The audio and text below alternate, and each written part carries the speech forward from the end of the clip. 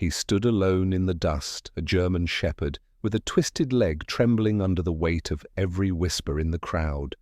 Not a single hand went up.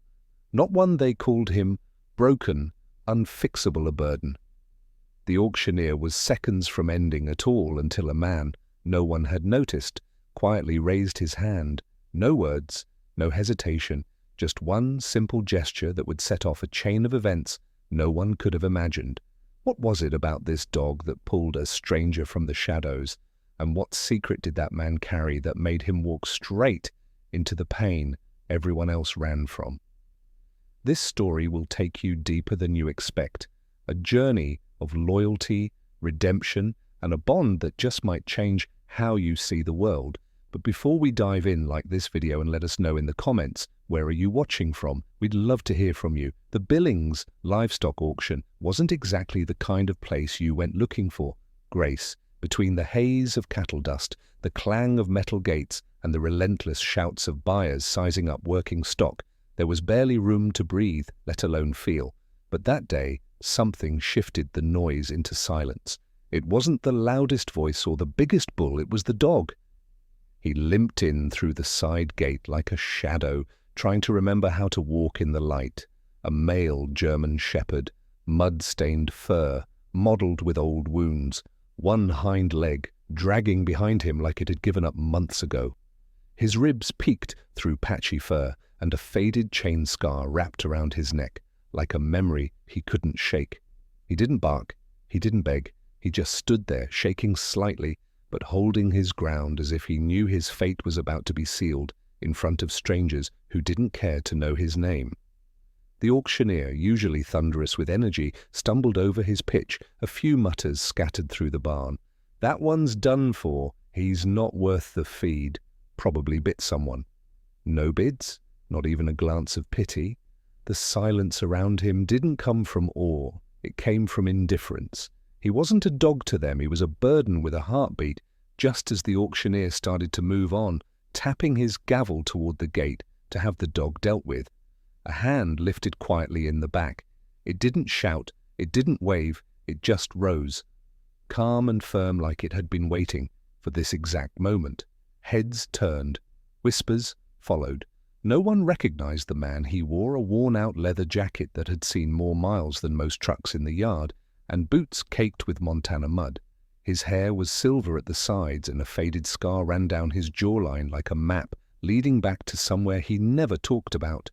His name wasn't announced, his voice wasn't heard, but the way he nodded once, just once, carried more weight than any offer of cash. The gavel dropped. Sold people blinked, confused. Why would someone like that want a dog like that? Was it pity, a mistake, or something they'd never understand? The man walked slowly down the aisle. He didn't hesitate. He didn't flinch when the dog raised his head. The German shepherd stared, legs wobbling. But something in those amber eyes flickered like a dying ember catching the wind. When the man knelt beside him, he didn't reach to grab or pull. He simply placed a hand, open and patient, on the dog's shoulder. What happened next? No one expected. The dog moved closer barely, but leaned into that touch as if it was the first real contact he'd had in years. He didn't growl, he didn't cry, he just rested his weight against the man's leg and breathed. It wasn't dramatic, it wasn't loud, but everyone felt it. It was like watching two broken things remember how to hold each other together. Someone recorded it on their phone. The footage didn't show much, just a stranger and a dog, still and silent, in the chaos of an auction yard, but it was enough to go viral. What it didn't show, though, was the reason behind that raised hand, the story hidden in the man's eyes, and what the dog would do in the days ahead would leave everyone questioning how much pain it takes to finally bring someone home. The road home was lined with rust-cold trees, clinging to the last breath of autumn. The old pickup groaned over every bump, like it had opinions, but Elijah Kane didn't say a word. He kept his hands firm on the wheel, his eyes locked on the road ahead, though they flicked toward the rear-view mirror more than once where the dog lay curled in the truck bed, silent eyes half-closed, but never fully asleep. Every jolt made him flinch as if expecting the world to turn cruel again, at any second. But this wasn't the auction yard anymore, and Elijah wasn't like the others. The cabin waited on thee. Leaned just enough to give it character. Elijah had lived there for years alone. No visitors, no deliveries, just an old stove, a wood pile stacked with military precision, and a bed that had forgotten what it meant to be shared. He didn't bring things home until now. Elijah carried the dog in his arms like something sacred, like he was afraid to wake a ghost. The dog didn't resist. He just trembled slightly, his breathing shallow, as if unsure he had the right to rest. Elijah laid him on an old flannel blanket near the hearth, added towels and stoked the fire until it danced. The warmth crept in, slow wrapping around the edges of the room. Still the dog didn't close his eyes. That night Elijah cooked a simple stew. The dog didn't eat. He didn't move. He just watched, his eyes tracking every step, every sigh. Every moment the man's hand hovered near something sharp or hot. It wasn't fear. It was defense, like someone had taught him long ago that quiet could turn violent fast. Elijah didn't push. He didn't call out commands. Instead, he just sat down across from him and whispered almost to the fire itself, "Rook." The dog's ears twitched. Not much, just enough to betray the flicker of recognition or maybe curiosity. Elijah tried again, softer. "Rook, that's your name now." The dog didn't move, didn't reject it either, but the silence shifted slightly, like the wind outside had changed its mind about how cold the night needed to be. For hours, Elijah didn't move from that spot. He didn't read, didn't sleep, just watched the flames flicker against old wooden walls, while the dog lay still, eyes wide open, always watching. When the fire finally cracked in just the right way, Rook flinched. Elijah said nothing. He simply reached over, pulled an extra blanket closer, and left his hand resting on the edge of the bedding. Not touching, just near. Rook stared at that hand for minutes, unmoving.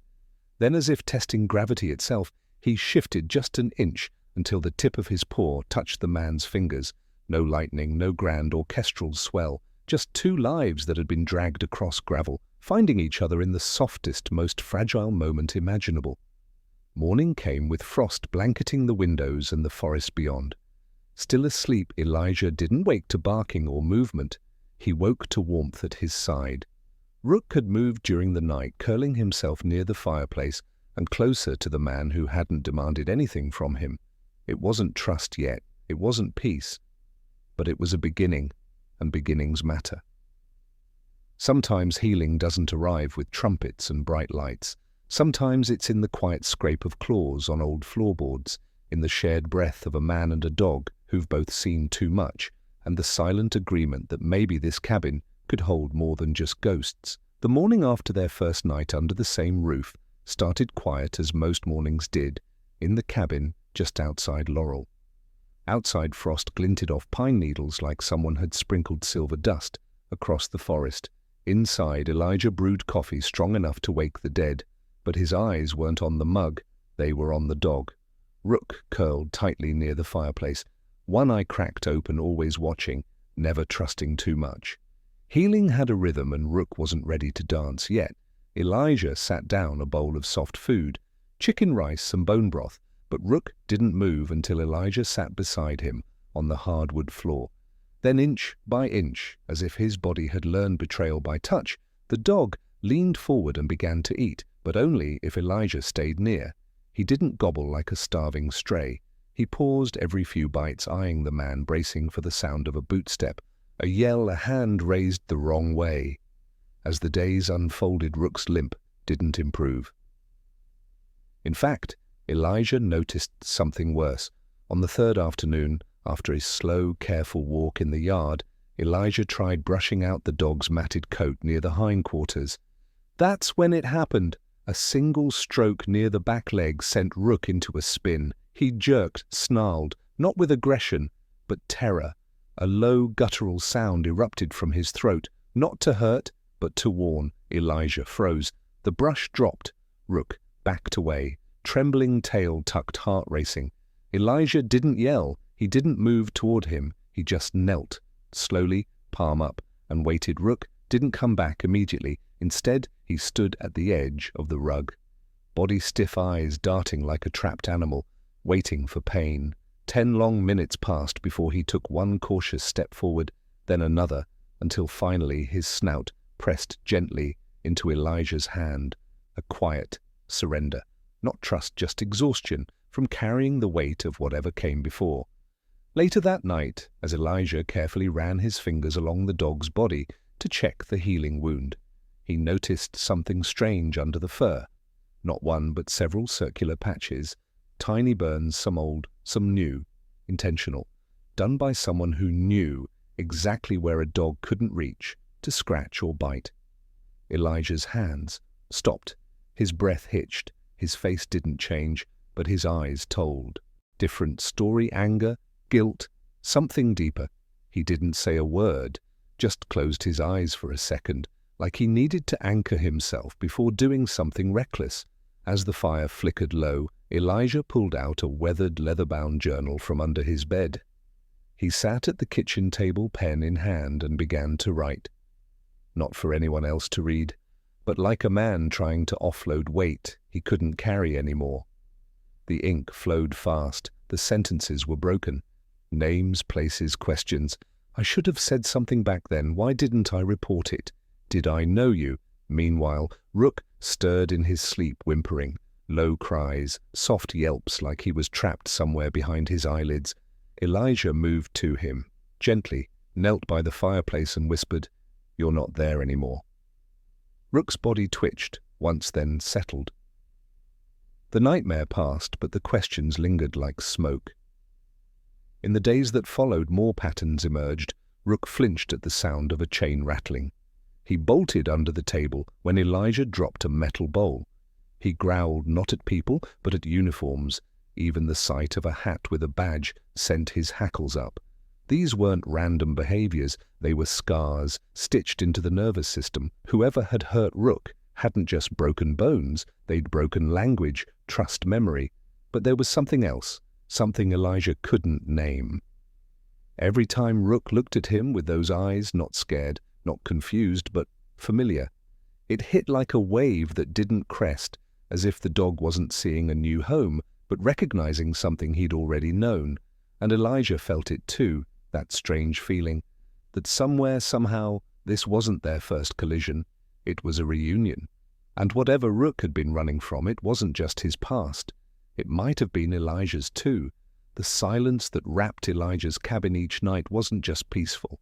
It was loaded, like the air itself knew secrets it wasn't telling. That kind of silence doesn't come from a lack of sound, but from a life that's already said too much. And on one such night, just after midnight, the sound that broke it wasn't thunder or wind, it was a knock. 3 slow, heavy taps against the door. Elijah didn't move at first, neither did the dog who had been dozing by the fireplace. They both lifted their heads at the same time, stiff alert like soldiers on instinct. Elijah approached the door without a word. On the other side stood a man in a brown canvas jacket, a gold badge clipped to his belt.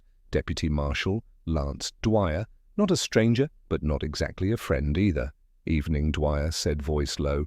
"Sorry for the hour. Figured you'd want to know there was a break-in at the old Wilcox Ranch and thought you might remember that place you used to shoe horses out there, didn't you?" Elijah stared.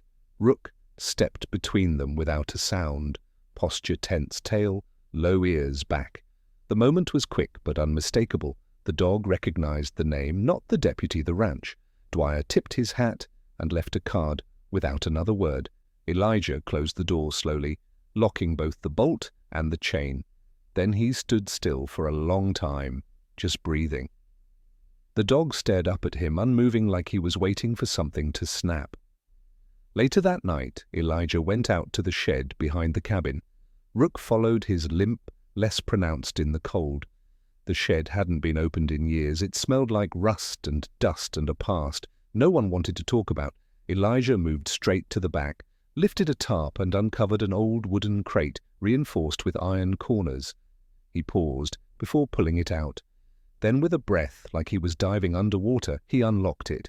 Inside were remnants of a life left behind, an army patch folded and frayed, a photo of a younger Elijah standing beside a German shepherd, similar to Rook, but not the same. A tattered leather collar burned at the edges, and at the bottom, wrapped in plastic, a stack of worn documents receipts from ranch jobs long forgotten, including several, with the Willickses' name and one signature in particular that made Elijah's hand curl into a fist. The dog watched him from the doorway. His eyes never blinked. His body didn't move. It was like he knew what was in the box before Elijah did.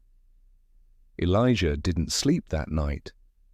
He sat on the front porch with Rook beside him, both of them wrapped in the kind of silence that comes when the past doesn't knock. It kicks the door in. He knew he couldn't leave it buried anymore, not the evidence, not the guilt, and definitely not the name scrolled at the bottom of that receipt, a name he had hoped never to see again, but here it was, staring back like a mirror with no forgiveness. Something had begun the day he lifted his hand at that auction, not a rescue, not even a redemption, it was a reckoning. And every step forward from this point wasn't about healing anymore, it was about answers. And if Rook's nightmares were any indication, they weren't going to like what they found, because whatever happened at Willick's, it didn't stay buried. By morning, the frost on the roof had already melted into slow drips, tapping out a rhythm that didn't match Elijah's mood. Sleep hadn't visited. The box was still open on the table. Rook paced near the front door, restless, his paws tapping the wood like a drumbeat. Only he could hear. There was no spoken plan, but somehow both man and dog knew where they were going. The road to the Wilcox Ranch was long, winding through the outer curves of Custer National Forest. Pines arched overhead, casting long, narrow shadows across the gravel. Elijah didn't say a word as he drove. The dog sat in the passenger seat, body alert, but silent eyes scanning the horizon like something familiar might rise out of the trees at any moment. The truck creaked with every bump, but neither of them flinched. They had bigger weight riding with them, unspoken, but heavy. The old ranch came into view like a ghost. Faded fence posts, cracked windows, barns with roofs caving in on themselves. But it wasn't just decay, it felt like the kind of place people had left in a hurry, not because of nature or time, but because of something no one wanted to talk about. Elijah stopped the truck and stepped out slowly. The dog followed each step, measured his limp, more noticeable, on uneven ground. They didn't head for the front door. Instead, Rook moved toward the back fields, ignoring the broken corral and the rusted horse trailer. It was the overgrown clearing past the tree line that caught his focus. Elijah followed closely, watching as the dog slowed near a patch of tall grass and thistles. Then suddenly Rook stopped. His ears dropped. His body crouched low. He sniffed the dirt, pawed at it once, then looked up. There were shallow depressions in the earth, irresistible, as if something or someone had once been buried there. Not deep, not marked, just erased.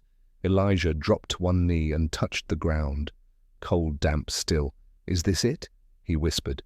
Barely loud enough to be real. The dog didn't bark, didn't whimper, just let out a slow, heavy breath and sat beside him. The air thickened. Elijah closed his eyes for a long moment, remembering things he had spent years trying to forget. Old jobs, fast cash, a certain barn with sounds no one ever spoke of again. But it was more than guilt. It was something worse. Complicity. He hadn't caused it, but he'd been there, he'd heard things, and he'd walked away. The dog leaned gently against Elijah's shoulder, not pressing, just being. And that small, quiet contact carried the weight of forgiveness that Elijah didn't think he deserved. They sat there for a long time, man and dog side by side in the middle of a field, filled with ghosts, but the silence didn't last. As they walked back to the truck, a movement near the barn caught Elijah's eye. A shape, quick, ducking behind the rotted siding. Someone had been watching. He stepped forward, but Rook growled low and guttural, halting him in place. Whoever it was, they didn't come out again, and Elijah didn't chase. Instead, he opened the glove box, pulled out a folded notepad, and wrote 3 words. "It's not over." The drive back was even quieter, but the silence wasn't empty anymore. It buzzed with urgency. Elijah knew. Now this wasn't just about Rook's past. It was about his own accountability. and the unfinished business that waited in the shadows of forgotten barns and burned paper trails. Back at the cabin, Elijah placed the muddy notepad on the table and began gathering old contacts' names he hadn't said aloud in years. Ranchers, auctioneers, people who knew how the underworld worked behind the livestock industry's clean facade. And as the fire crackled behind him, Rook curled on the rug again. This time not facing the door, but Elijah, because now they were no longer two survivors. They were a unit with a mission, and the truth was no longer buried. Elijah didn't waste time. The very next morning, after barely a few sips of bitter coffee, he loaded the dog into the pickup and headed east straight toward Bozeman. The back of his mind buzzed with fragments of the night before, that shadow at the ranch, the old fence posts that seemed to hide a graveyard's worth of secrets.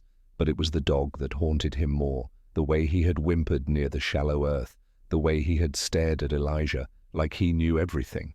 Bozeman was an hour out, and the landscape grew flatter, more open.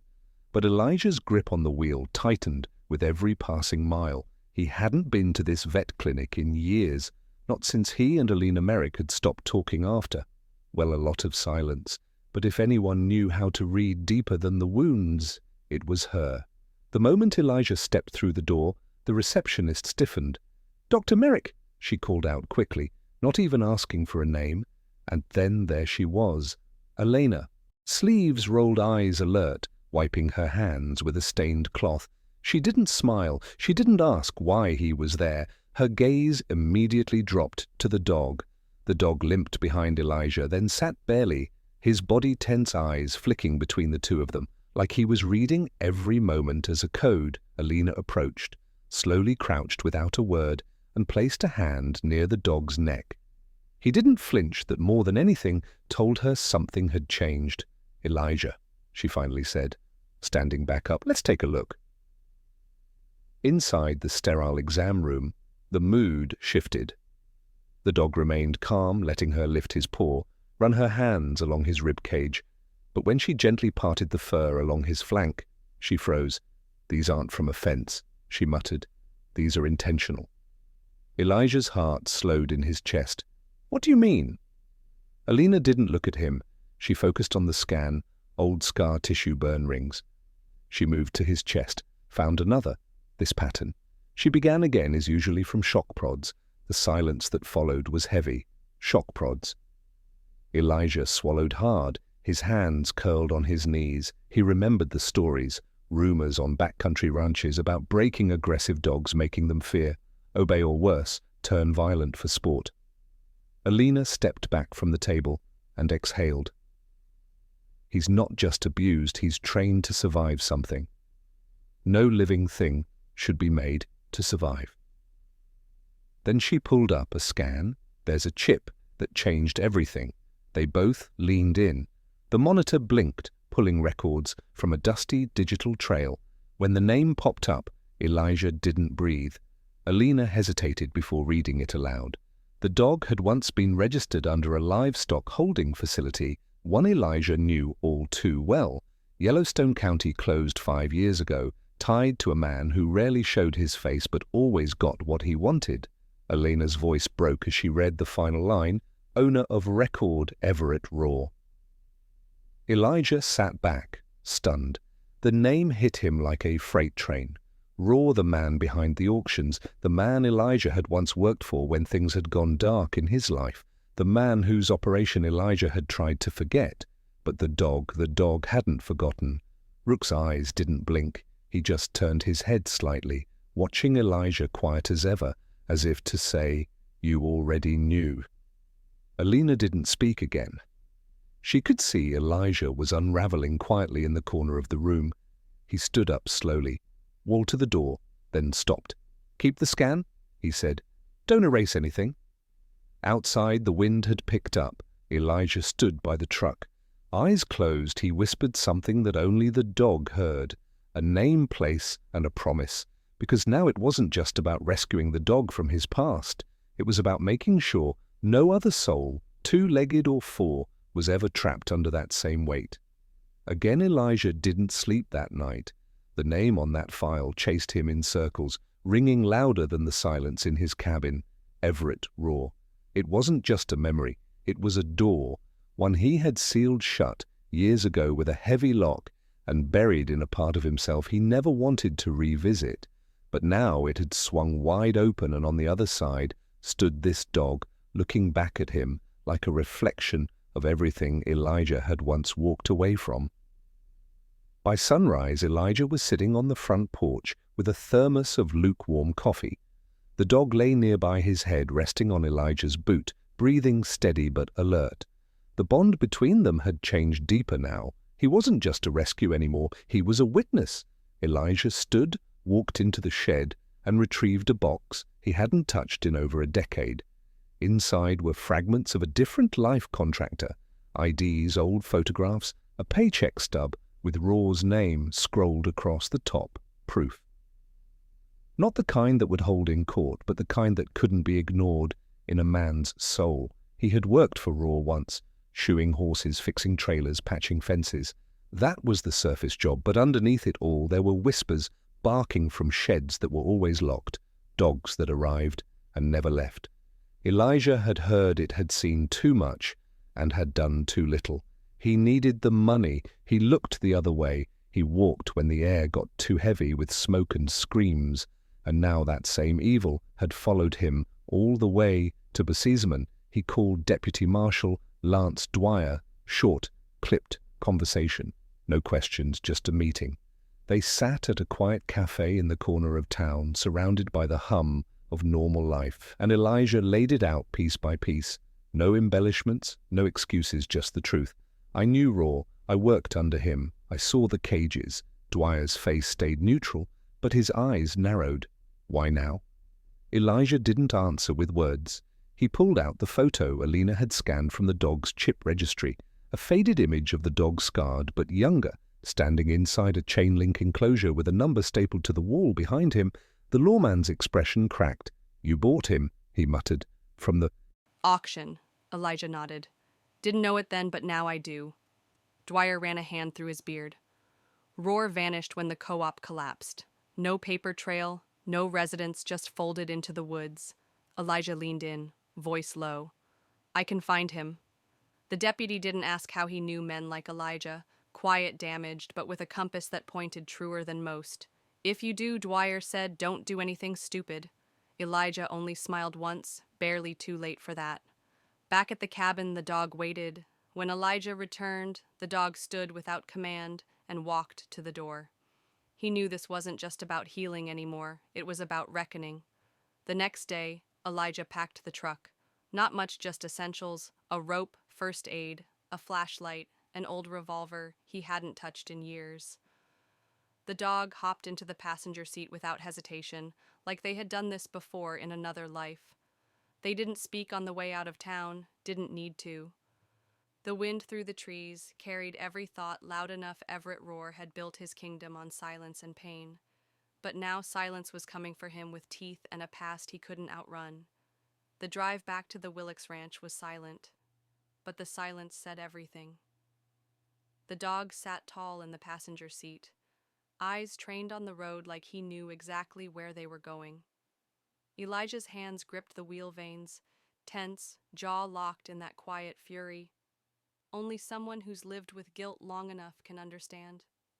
The past wasn't behind them anymore. It was circling, waiting for a final move. Clouds thickened over the forest as they reached the turnoff near the Custer timberline. The old gate was still hanging, crooked rust flakes scattered like dead leaves on the ground. Elijah parked without killing the engine. The air was heavy, electric, like the woods were holding their breath. The dog stepped out first, limping but determined, nose low, ears scanning. They didn't speak. They just followed the same path back to the clearing, through broken fencing, past the charred remains of a stall where no animal had lived in years. And there it was again, that spot the dog had howled at, but this time he didn't cry. He dug. Elijah dropped to his knees and joined him. 10 minutes passed, then 20. The dirt gave way to something solid, a small metal box rusted at the hinges, wrapped in layers of rotting cloth. Elijah hesitated for a moment, heart pounding like a warning drum in his chest, then opened it. Inside were photographs, images of dogs, dozens of them injured, caged, some barely recognizable.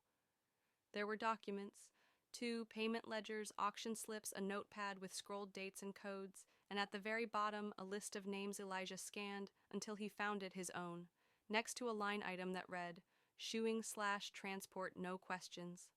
His breath caught, but the dog's paw scraped the edge of the box again. Elijah looked down. Another photo had slipped beneath the stack, one that hadn't faded like the rest. It was the dog, younger, leaner. A chain wrapped around his chest. Number 1479 on the kennel tag.